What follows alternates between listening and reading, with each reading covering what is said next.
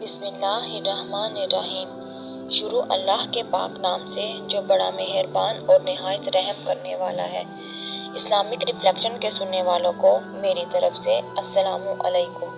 प्यारे दोस्तों, आज हम जिस वाक़े का जिक्र करेंगे वो है हज़रत सुलेमान अलैहिस्सलाम और एक चुंटी का वाक़या।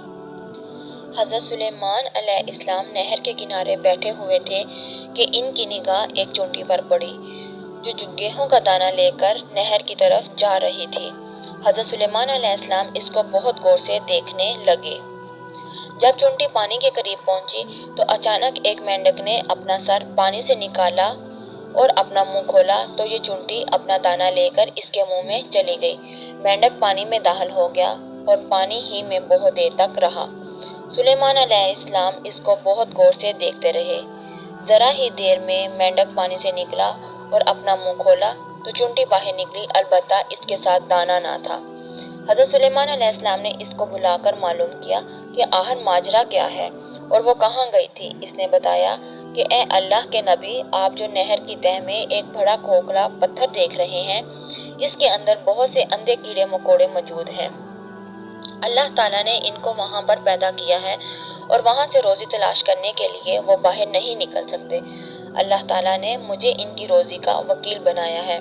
मैं इनकी रोज़ी को उठाकर ले जाती हूँ और अल्लाह ने इस मेंढक को मेरे लिए राह बना दिया है ताकि वो मुझे ले जाए। इसके मुंह में होने की वजह से पानी मुझे नुकसान नहीं पहुँचा सकता। वो अपना मुंह बंद पत्थर के सामने खोल देता है और मैं इस पत्थर में दाखिल हो जाती हूँ। जब मैं इन कीड़े मकोड़ों की रोज़ी इन तक पहुँचा कर बाहर निकलती हूँ तो ये मेंढक अपना मुंह खोलता है और मुझे अपने मुंह में डालकर बाहर ले आता है। हज़रत सुलेमान अलैहिस्सलाम ने कहा, क्या तूने इन कीड़ों की तस्बीह को सुना है?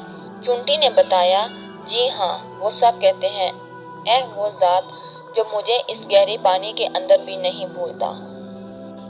बेशक अल्लाह ही है जो सबको रिस्क अता करता है। हमें हर हाल में अल्लाह ताला का शुक्र अदा करना चाहिए। अल्लाह हम सबको रिस्क हलाल कमाने की तौफीक अता फरमाए, आमीन। प्यारे दोस्तों, आपको मेरा ये वाक़या कैसा लगा मुझे कमेंट सेक्शन में ज़रूर बताएं और इसे अपने दोस्तों के साथ शेयर करें। शुक्रिया।